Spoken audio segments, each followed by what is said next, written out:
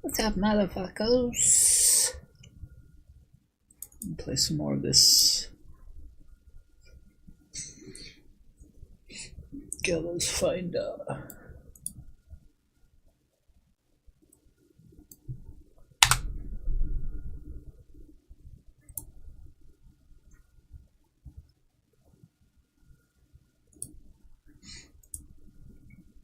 okay, play this. Testimony.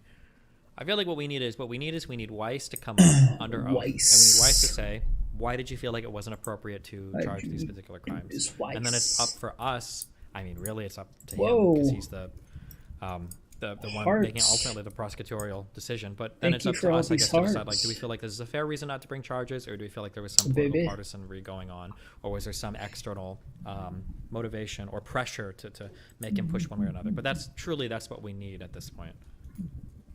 2023, prosecutors announced a plea agreement with Hunter Biden under which he would only plead guilty to violations of 2 misdemeanor charges.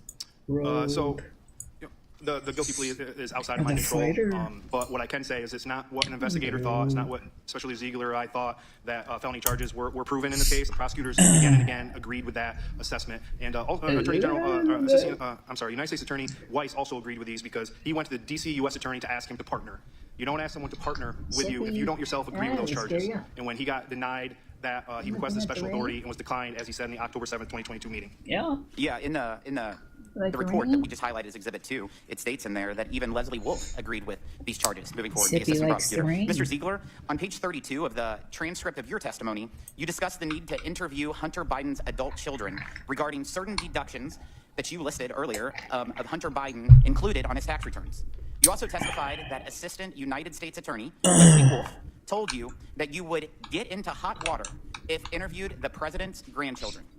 In other cases that you've worked over your career, have you ever had a prosecutor tell you that you couldn't interview a relevant witness? So there are certain things that come into whether we talk to a witness or not. So if they're an attorney, if there's some special situation that might come up that might cause caution to... I can't believe you let Counterpoint's inception, you Destiny. You were focused on Burisma, it was good, and this fucker Counterpoint sent you on a goose chase. I saw it happen and tried to prevent it, and it failed. Why would I not want to be aware at least of, like, Hunter's tax-related stuff, though? Because now, assuming I see this and assuming the rest of this testimony goes how it has currently, which it seems to be the case, now the next time somebody brings up, or Counterpoints brings up, well, what about all the Hunter Biden tax crimes that we know happened, that we know were stonewalled by the DOJ? Now I have direct counter to that because I've watched this. So why would I not want to watch this? Rather than looking weak on the issue, like, oh, well, I'm not here to talk about the alleged crimes of Hunter Biden and maybe how he gave money to his family. Now I can just say, like, oh, well, you know, we decided to bring charges. He said he had all put you back in the window if you want. Everything you're saying is contradicted by his testimony. We can wait until he goes to a Senate or House Judiciary or whatever fucking hearing and testify. Like, now I have, like, direct counter to. It never ends. I always have something else for you to assess, I promise you. I don't think so. I don't think it never ends. I think that I think it would be good to be aware of this. I don't think I'm wasting any period of my life, or I don't think I'm doing something bad right now by familiarizing myself with this testimony. Interviewing that witness, but I've never been told that we couldn't approach someone to interview them as a part of an investigation. Yeah, I mean, there's certain situations where you have to do a further analysis of the information that you might get if they're, like I said, if they're an attorney. But yeah, so in this case, we needed to talk to witnesses related to things that were deducted on the tax return, and in this case, it was the adult children that we needed to talk to. Do you want back up? Chairman, I see my time expired. Gentleman yields back. Chair now recognize Mr. Chris Morte from Illinois for 5 minutes. Thank you, Mr. Chair. Thank you, Mr. Shapley. Thank you, Mr. Ziegler, for your service to the country. Really appreciate you coming here and appearing in this capacity. First of all, Mr. Ziegler, I see at page 12 of your transcript, deposition transcript, you start laying out a series of concerns that you had with regard to various people and different issues related to this investigation. You say, quote, I started this investigation in November 2018 after reviewing bank deposits. Then you later say, career IRS staff were not initially supportive of starting the investigation. Of course, in November 2018, Joe Biden was not the president, correct? No, Joe Biden was not the president, correct. And then at page 20, you lay out another concern. You had a concern about Bill Barr, Attorney General Bill Barr, consolidating these series of cases into the U.S. Attorney's Office in Delaware. At that point, you said, quote, what was the potential issue I saw with working the case in Delaware? We were working with a small U.S. Attorney's Office who might not have ever worked a case of this caliber. Now, of course, Bill Barr was appointed by Donald Trump, correct? Ooh, give me 11. Yes, that is correct. Now, let me turn to another concern that you lay out in your testimony. You were concerned about the quality of the prosecutors. On page 14, you say, quote, the prosecutors were the JV squad. and they weren't up to the task of handling such a big case. Now, sir, Ooh, U.S. Attorney Weiss was also appointed by Donald Trump, right? So, as far as the actual nomination and what went into why, I'm not asking you why. I'm just saying USA Weiss was appointed by Donald Trump, correct? Yes, that is correct. It was. Yes. Okay. Now, another concern you lay out in your deposition at page 21, you talk about your concerns about this investigation having been made overt, being publicized for the world to know. You said, quote, one of the first disagreements I recall between the IRS investigators and prosecutors was the idea of going public. Shit. Now, sir, this was in March, April 2019. Joe Biden was not the president then, was he? Okay, there it is. So I don't recall the exact date of when he announced that he was going to run for presidency, but I know that... That's not my question, sir. Joe Biden was not the president. That is not March, my April question, sir. Correct? That is correct. Ooh, legendary chakra. You also raised... This is true. These are good timelines to know, and I forget this a lot because we take a lot of this for granted. But it's interesting to say that in a DOJ smoke that bomb. was, I don't want to say ran by the Republican Party, Interesting. because the DOJ is supposed to be a separate entity from the president. Even though the DOJ is the prosecutorial body of the executive branch, it's not supposed to be seen as taking orders from the president of the United States. People would consider that improper. However, the head of the Department of Justice, the Attorney General. The head. Right, I'm not mixing this shit up.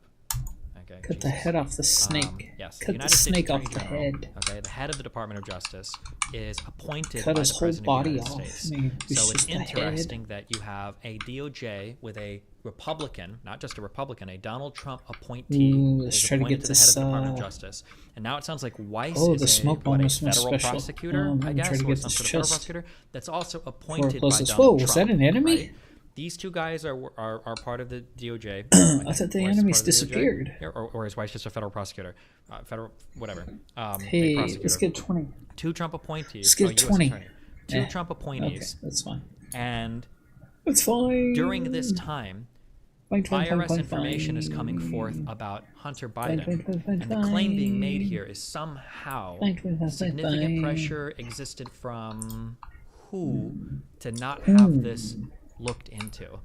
Now, in our brains, we're like, okay, it seems clear that Joe Biden and Hunter Biden are doing something bad here to pressure these attorneys to not do any investigations, but they weren't. Joe Biden was not anything at the time. He was the ex-vice president of the United States. Hunter Biden was doing his business shit. Joe Biden, arguably, I'm sorry, I don't know this. Joe Biden wasn't a senator again. Well, no, because he, no, he wasn't, right? Biden wasn't a senator from 2016 to 2020 again, was he? No. Okay, yeah. So Biden was just the ex-vice president of the United States. Outside of political life, he's just a citizen. And Hunter Biden is just Hunter Biden. Where is all of the political pressure coming from? Now, this is just like, we're just conjecturizing right now. That's not a real word. But where is all of the political pressure coming from if Biden is just a private citizen and Hunter Biden is just a crackhead, fucking prostitutes lying on his 4473? Where is this pressure coming from? Because it's a DOJ with the Trump-appointed head, Barr, Trump's number one fan, and then a U.S. attorney. Fail, spike ball spin around the carriage for a short duration. That's a good question. And it's good to get the timelines down on this. It's an important question. It's an important timeline to understand. I like this, though. Biden was not the president in March, April 2019, correct? That is correct. Let's get now, Mr. Shapley, let me turn to you for a second. Stronger damage. You also raised a series of concerns in your deposition transcript. One is this. You said you were concerned about the complexities of the election cycle and potential delays that arose in connection with the election cycle. You said at page 23, and I remember there were always times where we were always on an impending election cycle. It was the same question could be asked about Trump telling Ukraine to investigate Biden. Wait, what? Trump was the president. Donald Trump was the president of the United States. I don't know what when he asked that, right? Am I crazy? What are you talking about? Am I wrong on the timeline of that? When did Donald Trump talk to Zelensky? What the fuck? He was the president. Okay, this is like in 2019. Yeah, I don't understand the... 11, 16. Oh, what? A 1? Fuck! What are you saying? I'm not saying you're wrong about Trump being president at the time. I'm saying that the reason that we were upset with Trump telling Zelensky to look into Biden is because we considered Biden a political opponent to Trump. So he was telling Zelensky to look into a political opponent, right? So even though he... How is that? That's not at all... Wait, there's several things going on. So one, At that point, I believe Biden had announced he was running. But 2, the big 20. issue was that Donald Trump was unilaterally 2020. implying that he Oh, was so going to withhold close. congressionally approved aid in order to get 1965. opposition research from another country on a political opponent. But we all of that makes sense. What doesn't make sense, or what's confusing here, is where is the alleged political pressure coming from on a Trump-appointed DOJ AG and from a Trump-appointed U.S. attorney? Where is the political pressure coming from? Maybe they're just people that really love the Bidens, I guess? I agree with that point. I'm saying that even though he wasn't, so when you're asking, like, he hasn't even announced that he's going to run yet, it sounds like we don't even consider him like a political candidate at that point. No, hold on. I'm not considering a political candidate. The implication that's being given here by this testimony from the IRS whistleblowers is significant pressure exists within either the apparatus of the DOJ or somewhere else, the deep state, that's pressuring Weiss from actually being able to bring these charges to an indictment to Hunter Biden. But Hunter Biden is nobody. He's a private citizen. And Joe Biden at the time is not the president. So is Joe Biden exerting this influence as a private citizen? Or where is the influence coming from? Do you understand what I'm saying? I do. Okay, yeah. I guess like the best steelman that I could possibly think of, because I'm currently making a video essay on this trying to answer all these questions as well, is that because of Biden and all of the people around him, like Obama, Hillary, all of those people, that they were able to exert political pressure. Yeah, but where is but exert political pressure on... I will run to the ends of the earth if you want to say political pressure on lawmakers who might be relying on them to like raise funds or something for like their future elections. But these are appointed political positions. What is the pressure? Like, are you going to get Trump to impeach or remove them from their political position? Like, how can the Clintons or the Obamas or the Bidens exert political pressure on the head of the DOJ or U.S. attorney? So would you consider it different?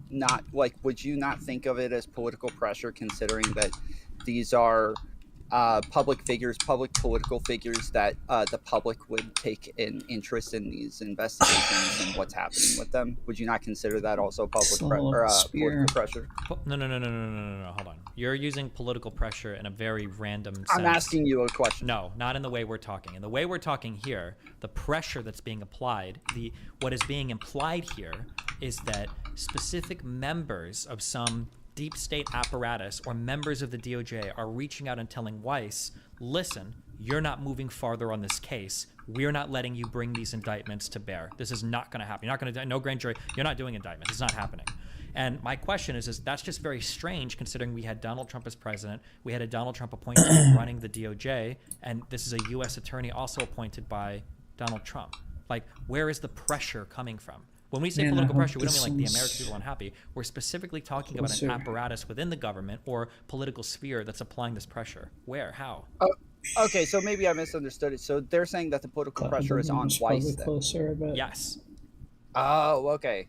Okay, sorry. I guess I misunderstood his question. I thought he was saying that the political pressure was on like the Bidens and Hunter and them. Okay, see it. That makes sense then. My bad. Okay, be careful. Yeah, you're bad indeed. Get the fuck out of here.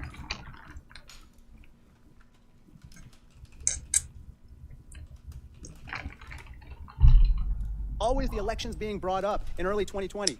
It was the presidential primaries. Now, sir, Joe Biden was not the president at that time either, was he? Third floor. I mean, the answer to your question is no, he was not, but I don't see where you reference it in my... What? Page 23. You're talking about how the election cycle is delaying decisions by the prosecution. And it turns out that the delay in the election cycle was happening at a time when Joe Biden was not the president. I'm sorry, sir. That's in Special Agent Ziegler's transcript. That's why I couldn't find it. So, Mr. Ziegler and you shared concerns about delays related to the election cycle, but at that time, Joe Biden was not the president. I believe at that time he was the nominee for president. Well, he was not the president, was he? It's just a simple question, sir. Can you rephrase what time? Joe Biden was not the president in the presidential primaries in 2020. Correct. That is correct.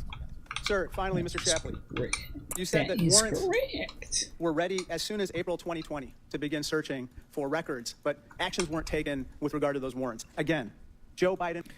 Would you say that Republicans aren't applying political pressure on DOJ to act right this very moment? It's Dems in charge after all.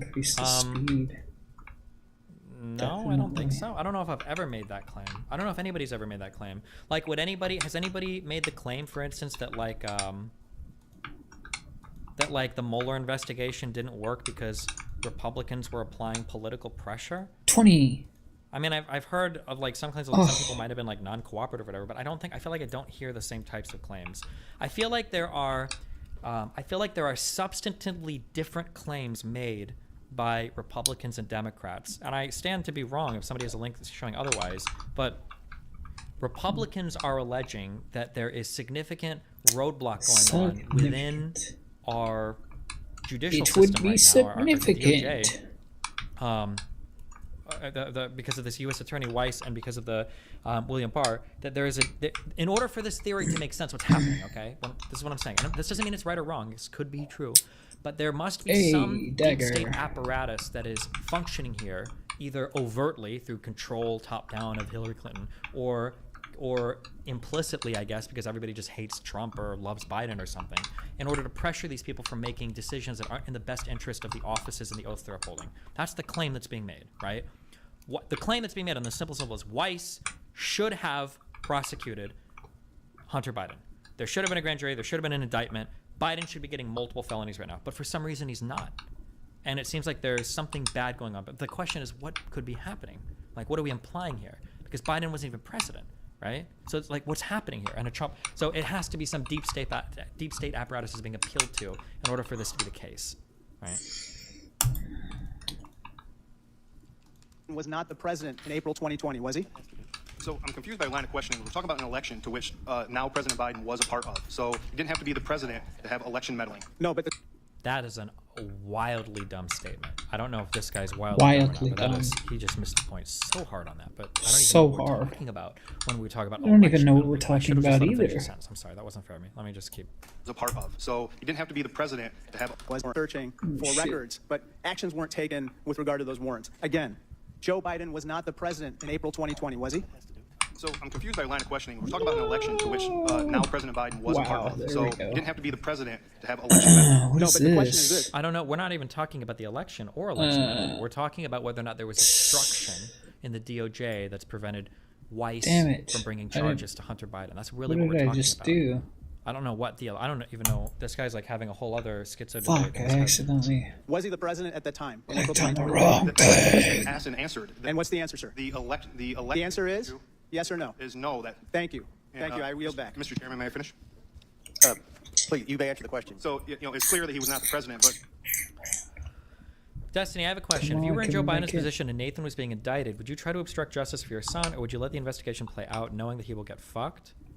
I mean, like, I can see that question being answered either way. You would either say, yeah, you do everything you could to help your child, or you would say, I have got so much oversight, I've got so many eyes looking at me that if I were to intervene in this case, it would be worse for both of us, right? Yep. And I'll give you, like, I guess this is only anecdotal, and maybe statistically I'm incorrect, but anecdotally, for instance, people often remark that, man, if my parent was a teacher, I feel like I'd have such an easy time in school because I could just get all A's. But anecdotally, and based on I think I saw this happen twice. Anecdotally, it seems to be the case that when your parent is the teacher or coach, they're oftentimes harder on you than anyone else because they've got bigger expectations. Now, is that an analog to whether or not you'd protect your child from prosecution or whatever? Maybe not. But like, I'm just saying, I would be very careful. Our intuitions can. Once we go down a path, you can intuitively answer every single other thing. Like, oh, well, if I assume this, then yeah. But like, your intuitions could guide you in different ways, or it could be counterintuitive sometimes. Just saying, yeah, be careful where you go with it. An election is for the purpose of electing a president, and Joe Biden at the time was a nominee for president of the United States. Therefore, the election clauses with DOJ policy took place. This is so hard to get away from. It wasn't until September 4th of 2020 that the Department of Justice Public Integrity said that we can no longer take any actions on that case. And as early as April to June of 2020, the Department of Justice, Delaware U.S. Attorney's Office was already invoking the election as a reason not to perform those search warrants. Okay. That was Donald Trump. Gentlemen's time's expired. We wait. The question. So it's clear that he was not the president, but an election is for the purpose of electing a president, and Joe Biden at the time was a nominee for president of the United States. Therefore, the election clauses with DOJ policy took place and were in effect. And it wasn't until September 4th of 2020 that the Department of Justice Public Integrity said that we can no longer take any actions on that case. And as early as and as early as April to June of 2020, the Department of Justice, Delaware U.S. Attorney's Office, was already invoking the election as a reason not to perform those search warrants. So that was Donald. Was that solely the reason, or was the reason because they felt like there wasn't enough evidence and it would be improper? It wasn't enough right? Because again, remember, for as much as people try to say otherwise, our intelligence agencies and the DOJ very much do not want to be in the business of being kingmakers. It's a very uncomfortable position for them to be in. This was Comey's huge conundrum. And gentlemen, time's expired. We've got a lot of questions here. Chair now recognizes Mr. Jordan of Ohio. Thank you, Mr. Chairman. Last month, David Weiss sent me 2 letters. In the first letter on June 7th, he said, I've been granted ultimate authority over the matter, including responsibility to decide where. Do you think these whistleblowers are very biased? Whistleblowers are almost always going to have some level of bias. These ones sound especially biased. But it doesn't matter. A whistleblower could be biased or could not. You should treat what they say, you know, come on, wizard, as statements, and you evaluate do your fucking job. Whether they're biased in one direction or not. No. You should. They're here again. This is the big thing that I always tell people is statements to the media are who cares. Testifying under oath is a whole other ballgame. And these whistleblowers have decided to come up and testify under oath to this House something and means committee, and they're doing so at risk of perjury and criminal charges if they lie. So stay immobile right? for you can't just say they're biased, 201 seconds. You don't seconds. trust anything they say, right? Damn. There could also legitimately be misrecollection, is that a word? They could be recollecting incorrectly as well. So for instance, Weiss came out and said that might have been an interpretation from that October 2022 meeting, because Weiss said, I did go to the DOJ and I requested that I be made a special attorney, I think is what he said, or an attorney with special privileges, which would have given him the ability to I think adjudicate across jurisdictions or something like that, but that maybe these IRS guys heard special attorney or attorney with special privileges, and they assume learn their own talents, which is something that exists under congressional authority. It's a different special counsel and special attorney or attorney with special privileges, whatever you said. These are 2 very different things, but to a layman, maybe you mix them up. So it could be that these whistleblowers are indeed telling the truth to their best of their recollection, but they misunderstood a couple things. That's possible as well, right? And whether to file charges. The quote that the ranking member just put up. Later that same month, he sent me the second letter where he said, no, I don't. No, I don't have that charging authority. So June 7th, he says, I'm the boss. I can do whatever I darn well want, file it wherever I want. And then June 30th, he says, no, I can't. What happened in between those 2 events? Your testimony went public. He goes, oh, my goodness, I got to change my story because now the truth's coming out. And it sounds like in this investigation. All right, Jim Jordan is probably one of the... Where is this guy from? What state is he from? I probably hate this guy more than almost any other person in Congress. More than Gates, more than... God, I hate this guy so much. I hate this guy. To me, Mr. Shapley. Ohio? Out. You should be ashamed, Ohioans, for sending this guy to Congress. Oh my God, look at all this. Send him to Congress. Oh, that would have been pretty good if I got a 20 on Your that, testimony went public. He goes, oh my goodness, I got to change my story because now the truth's coming out. And it sounds like in this investigation to me, Mr. Shapley, that the prosecutors and the investigators were in agreement for most of the investigation, and then we get to October of 2022. I see Mr. Ziegler nodding his head. And that meeting is where David Weiss told you something. Is that right, Mr. Shapley? What did he say? Can you put your mic on there? What did he say? Yes, he told me he was not the deciding person on whether or not charges were filed. He told us that D.C. U.S. Attorney had declined to allow charges. He told us... So this is the statement that Weiss is contradicting, that he didn't say this. And I believe there was an FBI person who was at that meeting who also said that he didn't say this. But again, both of these are under oath. Who's recollecting it correctly or incorrectly? Like, we don't know, right? Yeah. So he requested special counsel authority from Maine DOJ and denied that authority. Was denied. That's correct. And then so this is where he's saying he requested special counsel authority, but Weiss said, I did not ask for a special counsel authority.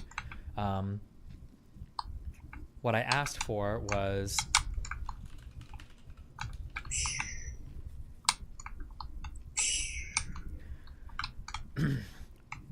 he had approached the department higher up about the possibility of requesting status as a special attorney, not as a special counsel.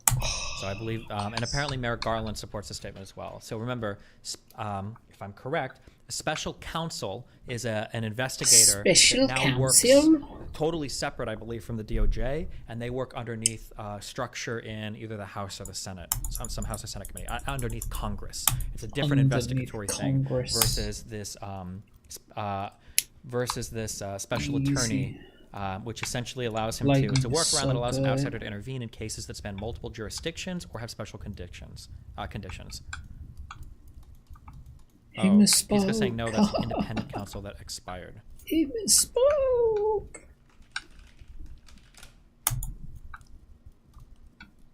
Destiny has so bad faith in politics. I can't believe that I can sit here and listen to hours of this fucking testimony and go through so much original like statements and transcripts and news articles and everything, and there's still people that'll sit here and say bad. Do you want me to do this like Tim Pool and give you the whole story without ever showing you an ounce of original testimony? I mean, like we could do that. I don't know why you would watch my stream if that's what you're looking for. There are so many other people that you would have so much more fun watching. Health. Let's just get some more help. Special counsel regulations, by contrast, contain internal Justice Department reporting requirements and congressional oversight provisions. I'll re-roll next time. Were you the only guy in that meeting? I was not. How many other people were there? There were 7 total people, including me. You and Mr. Weiss and 5 others, right? That's correct. And have any of them come forward and say what you just said is not true? They have not. No one has, right? Ooh, so 17 people or have 19. now. I believe. Can you link me Garland saying that? I want to see the article of Merrick Garland contradicts testimony IRS whistleblower, because Weiss himself has contradicted this. No attack lightning bolts. Lightning bolts. Not the lightning bolts.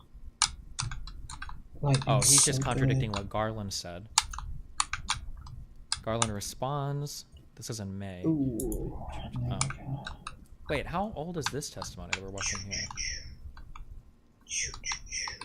July 18th. July, January, May, June, July. Okay, so this is after. Lightning? Legendary lightning. Destiny, another FBI agent present at this red line meeting came forward and corroborates Weiss and Sobochinsky that Weiss did not say he couldn't charge. Okay, so it seems like other people at this meeting aren't corroborating the IRS whistleblower story.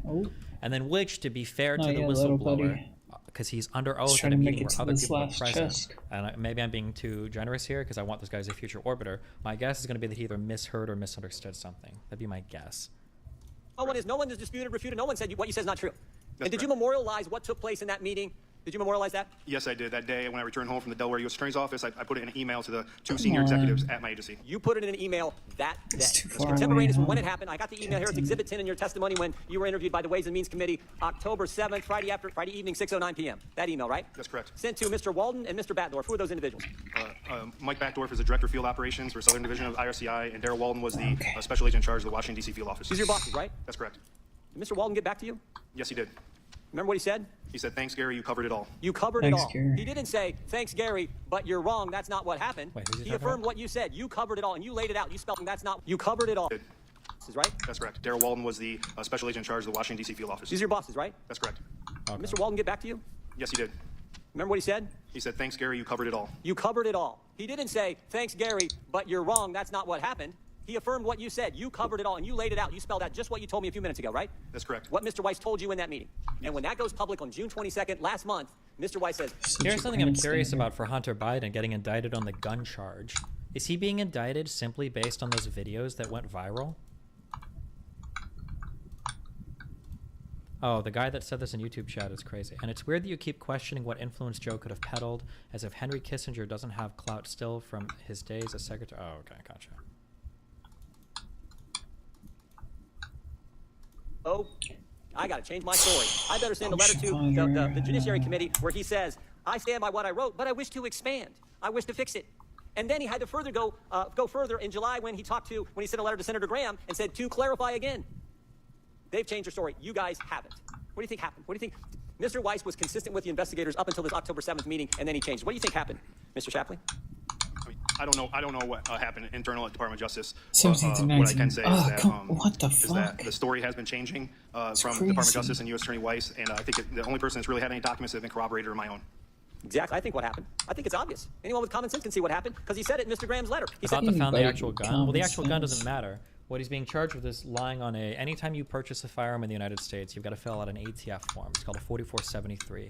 And as part of that ATF form, there's a questionnaire where they ask you 10 or 15 questions about, I think, whether you've been convicted of violent felonies or whether you've got like a restraining order. And one of the questions, as I believe, is whether or not you are addicted to or have done any illegal substances. Because if you purchase a firearm in the United States, you're not supposed to be using drugs. Even marijuana could theoretically disqualify you. But what I'm curious is, let's say somebody buys a firearm, 20. And then a video comes out on YouTube like a week later showing that they were smoking weed a month ago. Can can you pick up a felony charge for violating, for perjuring yourself on a 4473? That seems wild. Like, could I theoretically go through a whole bunch of YouTube videos of like people that have firearms and then find them smoking weed and just start rapid firing these off to some federal prosecutory body? It'd be whoever does the ATF stuff. I guess the DOJ. Would I go to that and be like, yo, look, these guys smoke weed and they fill out 4473s? Oh my god. That seems like that seems really crazy. Oh no! If that's all the proof you would need would be like this motherfucker just crashed. How could a court prove it was weed or drugs through video? Yeah, that's what I'm asking. Like, couldn't Hunter Biden just say like, well, bro, that was just a video. I'm just joking. Like, you can't prove that I actually did those drugs. You can't prove the date. Well, you could probably prove the date, but I think Hunter Biden confirmed it's a thing. You can always say the video is fake. Yeah. But maybe Hunter Biden did after the Odyssey. Oh yeah, as part of like rehab or something else. There's like a rock solid record of him being addicted to drugs and then lying on his 4473. Maybe. Oh my god. At Destiny, but they could be smoking weed anywhere it's legal. I don't think that matters. No. I think you could go to Jamaica, smoke weed, come back to the United States, and fill out a 4473 and lie and say you don't do marijuana and then lose. I think. What fucking bullshit. Oh, a U.S. judge rules ban on marijuana use. Owning guns is unconstitutional. Yeah, it's pretty wild, but... Fuck! Yeah, I don't know. I had discussions with Maine Justice. I had discussions with the folks, the deputy attorney general, whoever it was, I don't know, but he had discussions with people at Maine Justice, and suddenly... Oh, true. 4473 is a federal document. Yeah, oh, it's an ATF document. It's saved? Irrelevant, but theoretically, yeah. Oh, things no. change. And that all became evident on October 7th. And until October 7th, the investigators, to Mr. Raskin's point, the investigators and the prosecutors, they were in agreement. Here are the facts. Here's how we do it. Here's how we've always done it. We got the two best agents in the place on the case. Let's go. And then Shazam, something changes. And I think it's what Mr. Weiss conveyed to Senator Graham when he said, I had discussions with folks at Maine Justice. We don't know what were in those discussions, but it looks pretty obvious what happened. Looks pretty obvious. Initially, everyone was pounding their chest. David Weiss has complete authority. Now, suddenly, he doesn't. He doesn't. Because you guys came forward and told the truth. Might as well get a sense of self. Chair now recognizes Mr. Lynch from Massachusetts. Give us your grand story now. My narrative to tell this together. I mean, like, prosecutorial discretion is a big thing. Like, there could be a million reasons why somebody doesn't want to take a certain thing to court. Like, as much as we meme about it, it seems to be the case that in the real world, I'm saying this is so anecdotal. So Pisco or any other lawyers can, fight with me all you want, or tell me I'm wrong. Not fight with me. I'm sorry, because I don't know. What is happening right now? In the real world, are you shitting me? Jury Every time we roll, very, very, very, very, very scary for prosecutors because you have no idea. And remember, it only takes one sympathetic juror to hang your trial or get a not guilty. Right? It only takes one. So if you can charge something and it's really fucking strong, especially federally, really strong, maybe you'll do it. You'll say, fuck it, let's go.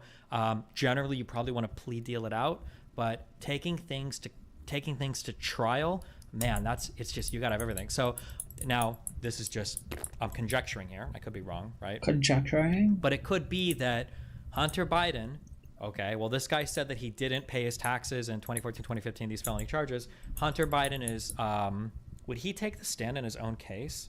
Or would it be a deposition of him? I don't know if you generally take the stand, but like you've got Hunter Biden basically, or a lawyer saying, listen, his brother Bo died of what, cancer? This guy's like life is falling apart. He's got a drug addiction problem. He's trying to do international business affairs while his family, personal life, all this stuff is going on.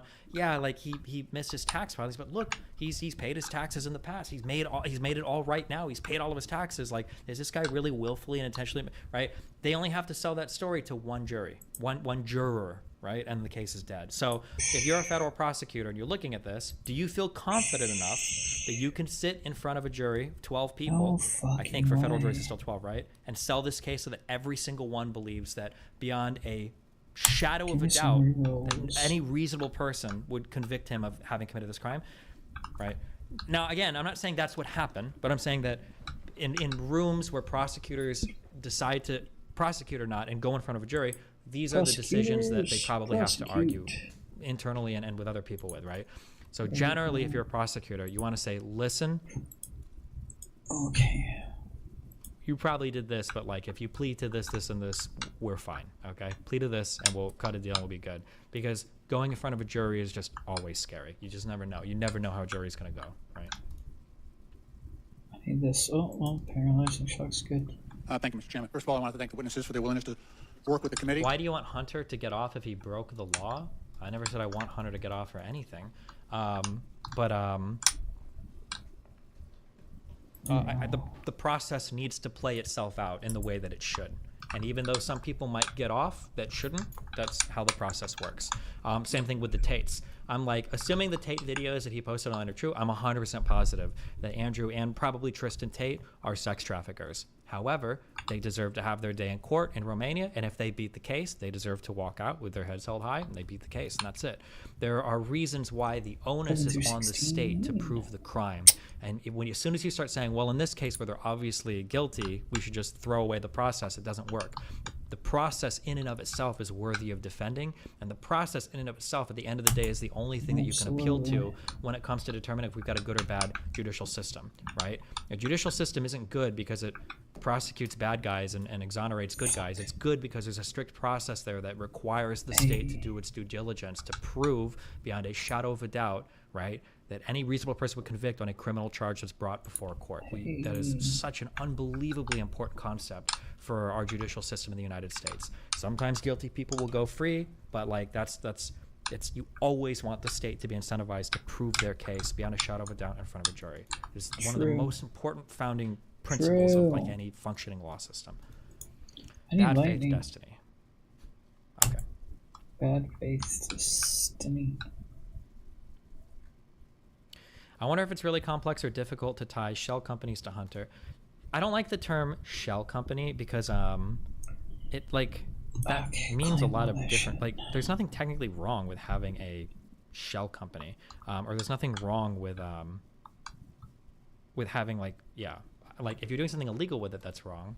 But I mean, like just having other companies isn't necessarily bad. Now if they're taking money illegitimately or funneling it in ways they shouldn't be, then yeah, but yeah.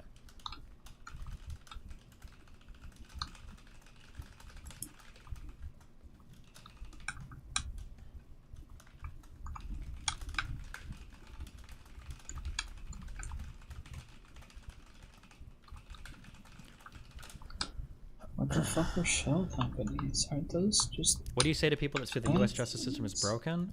We have an amazing justice system. I think it's arguably one of the things we can probably be the most proud of as U.S. citizens. Just based on the little bit I know, and maybe there are other people that have more knowledge or education than me that I don't know, I think our justice system in the United States is absolutely phenomenal. It's one of the few things as Americans and that you can be truly proud of. We have an awesome justice system. The rights that are afforded to us that are enshrined in our most powerful document, the idea that I could walk up to a Jewish cop and say, fuck you, pig, and do a Nazi salute to him and moonwalk the fuck away and he can't do shit to me. We have amazing protections afforded to us in the United States of America. I think it's very special and very cool what we enjoy judicially in our country. Not to say that it's perfect, not to say that they don't get things wrong sometimes, but I think that from what I've seen in other countries and everything, like I think we have a really good judicial system in the United States. Help us with our work. I am surprised, though. Seems to be a new level of hypocrisy here. As a long-standing member of this committee, I think most of the members who have served a long time here know full well what political interference and what sweetheart deals look like. And I think context is very important. In 2017, we had a situation where former National Security Advisor and Trump campaign surrogate Michael Flynn was indicted. Indicted by a federal grand jury. Who is Mr. Lynch? One. Wow. Congressman Stephen Lynch. Why is he? So many. Because they just say Mr. on all of these plaques. That's what they're sorry. I probably missed the name tag. He pled guilty twice, and he lied to FBI agents about his communications with the Russian government prior to the inauguration of President Trump. He was only National Security Advisor for 22 days. But my colleagues on the other side of the aisle had no interest, zero interest in looking into that case. And in response, the president at the time, President Trump, repeatedly and publicly attacked the case and the agents who brought it, including by claiming that Mr. Flynn was the victim of quote, dirty, filthy cops at the top of the FBI. Artemis Fowl donated $20 and said, how does one defend prosecutorial discretion when the prosecutor tried to give blanket immunity to Hunter Biden and it only blew up because the judge was paying attention?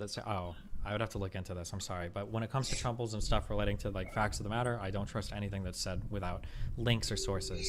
I'm sorry. I just don't. I've been lied to too many times. And when I go to look up what's actually happened afterwards, it's just like a totally different thing. Yeah. Totally different.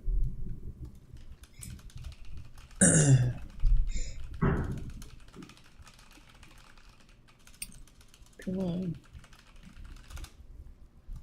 close quote. He also described the prosecution as a disgrace and claimed that those who investigated Mr. Flynn were guilty of treason. Those are public statements made by a sitting president attacking the FBI. And despite the fact that Mr. Flynn pleaded guilty twice to lying to the FBI, President Trump's Attorney General William Barr personally intervened in the case, and that led the Department of Justice to abruptly reverse course and have the case dismissed. Is that true, that the case was dismissed against Flynn? I thought Flynn was pardoned. Michael Flynn, Wikipedia.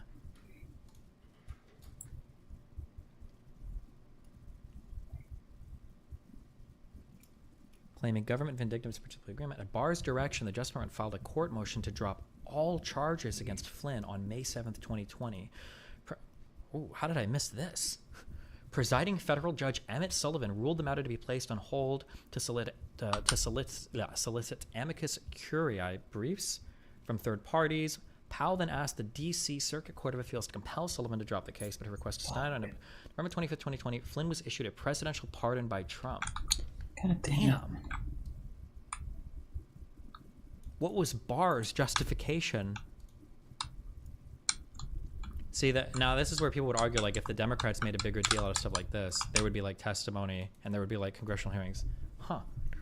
2 weeks before scheduled sentencing, Flynn moved at Barr's direction to filed a motion to drop. Well, what was Barr's rationale? We'll give Barr a chance to.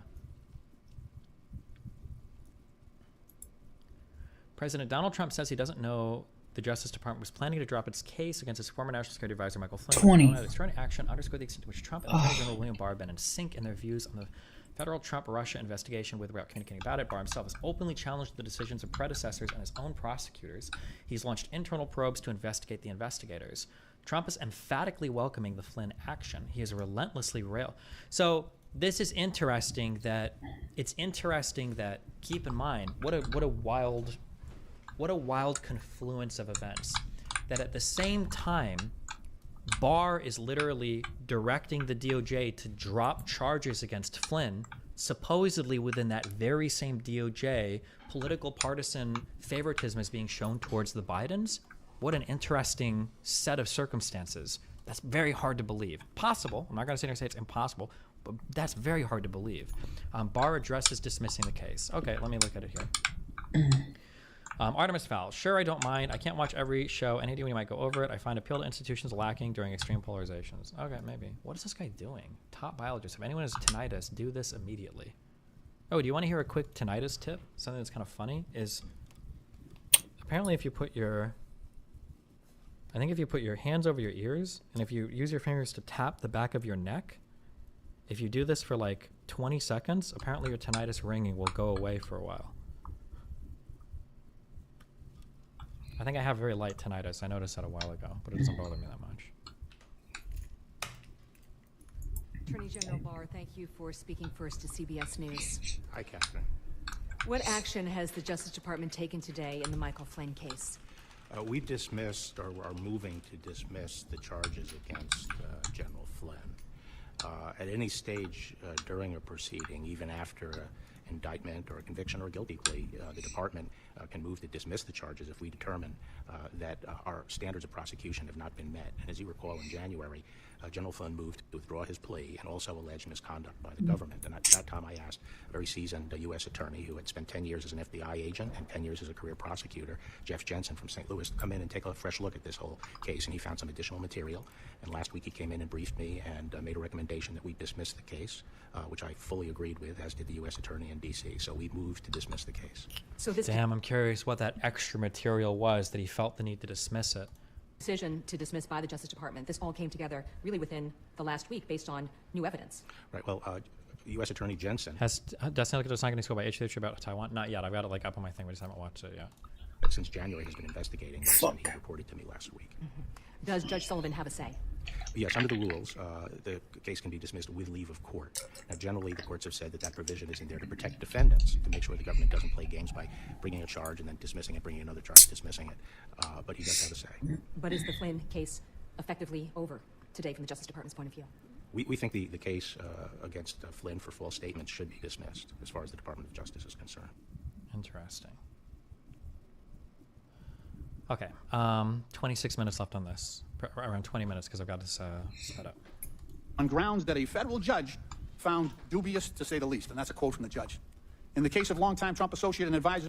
Off topic, but the Twitter files and the court decisions that derive from them resulted in the federal government being found to have violated the First Amendment. Can you review that decision too?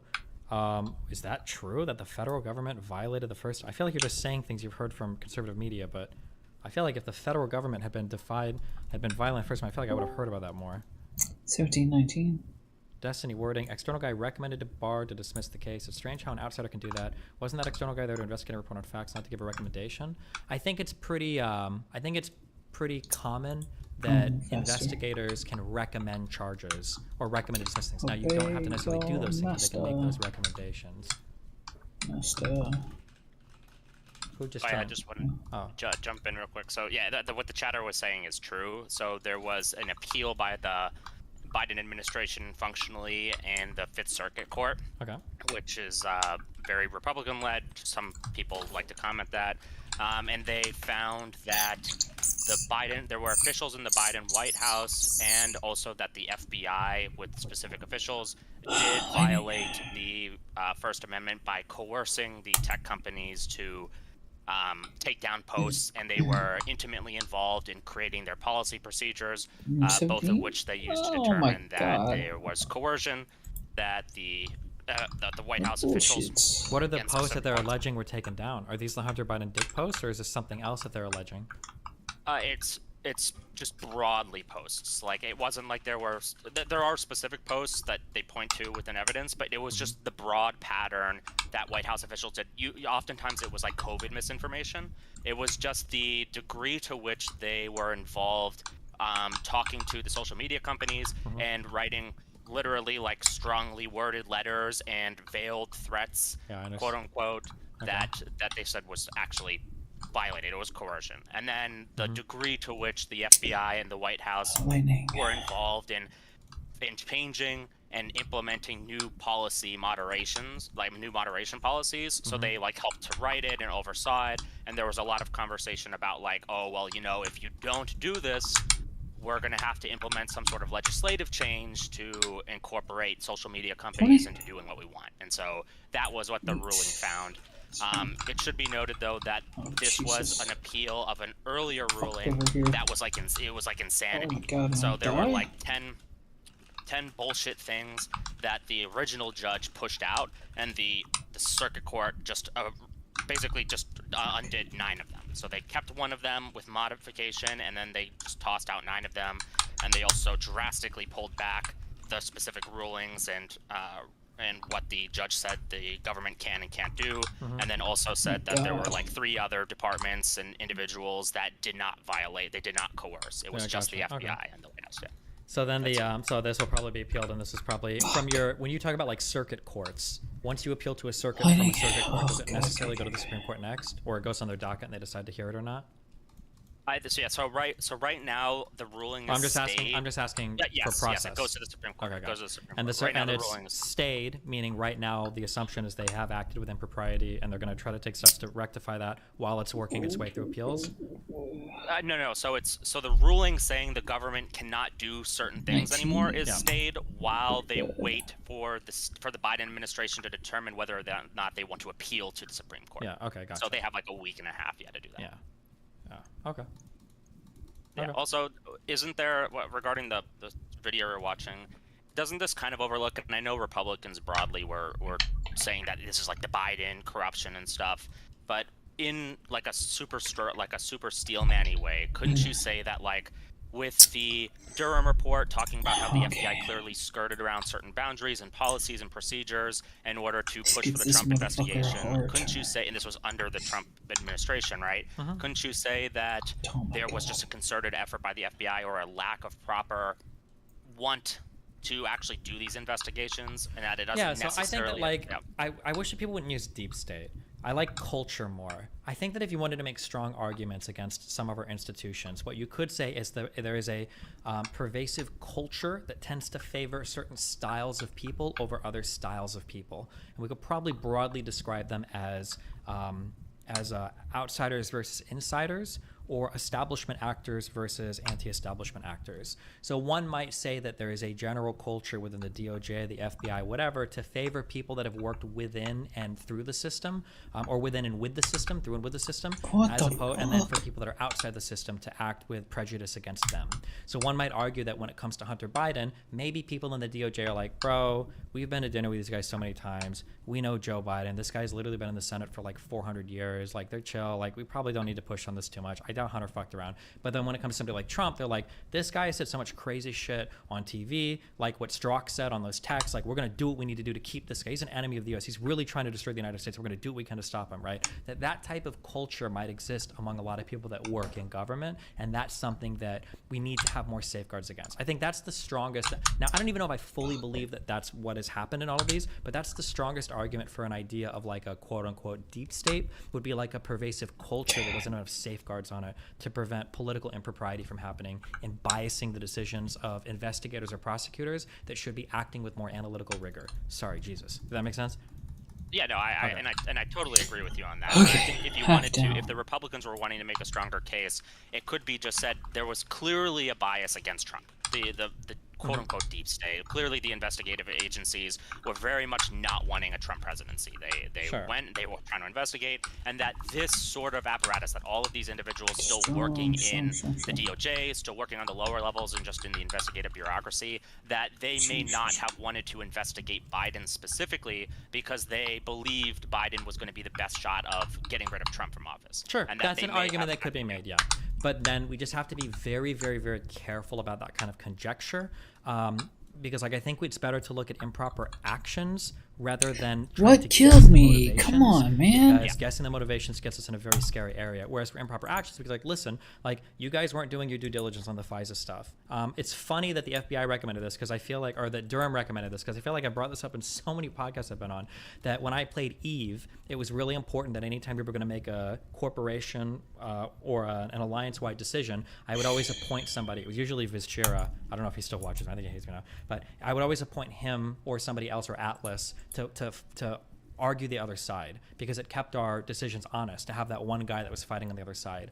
And it felt like Durham was making the same recommendation that anytime you've got investigations that might be politically sensitive, you need, I believe the term he used was red team. You should have another team that's challenging decisions constantly along the way. Even if the decisions are good, it just helps you keep everything more honest. I think that's a good recommendation. I'd be surprised if our intelligence agencies don't already have some kind of thing at play like that, but I think that's generally a really good practice, yeah.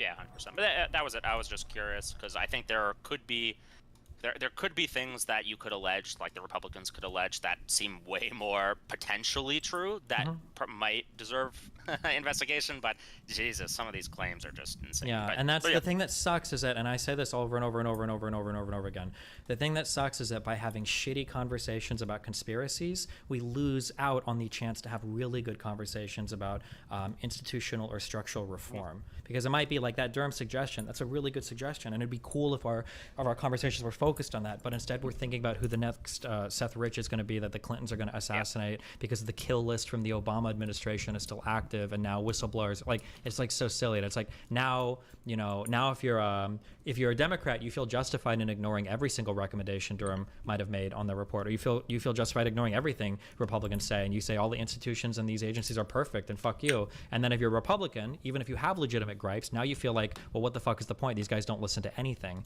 right? Like, did COVID come from a lab? Maybe, but the early part of that conversation was dominated by China intentionally manufacturing a super virus to kill us, and that the lab leak was covered up. And it's like, fuck. So now we don't have any. We lose out on all the good conversation in favor of the sensationalist, conspiracy-driven one, because we only have so many hours in a day we can listen to stuff. Yeah. Yep, and then you have conservatives like Counterpoints and others that then defend it by doing this like Mott and Bailey, where all of a sudden it was just, oh well, we were actually just talking about whether or not it came from a lab. What do you mean? There's some sort of crazy conspiracy, but it's so frustrating. But yeah, that was it. Have fun. Thanks. Have fun. All right, continuing to finish. Okay, that's it. Roger Stone, federal jury found him guilty in 2019 of obstructing a congressional